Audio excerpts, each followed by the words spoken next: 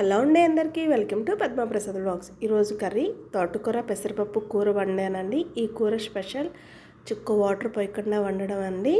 కూర కమ్మగా నోటికి చాలా బాగుంటుంది. చాలామంది పెద్దవాళ్ళు కానీ చిన్నపిల్లలు కానీ ఆకుకూరలు తినడానికి ఇష్టపడరు. ఇలా వండి చూడండి, ఎంతో ఎంజాయ్ చేస్తూ తింటారు. అంత కమ్మగా ఉంటుంది. తోటకూర చాలా ఆరోగ్యానికి మంచిదండి.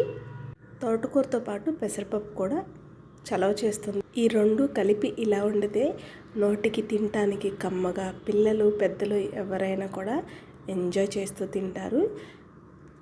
నేను ఈ వీడియోని ఫుల్ వీడియో చేసి మన ఛానల్లో అప్లోడ్ చేశానండి. కింద లింక్ ఇస్తాను. ఎవరైనా చూడాలనుకున్న వాళ్ళు లింక్ ఓపెన్ చేస్తే మన ఛానల్కి వెళ్ళి చూడొచ్చు.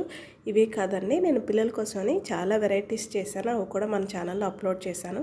నచ్చిందండి మీకు వీడియో అయితే లైక్ చేయండి, మన ఛానల్ని సబ్స్క్రైబ్ చేసుకోండి.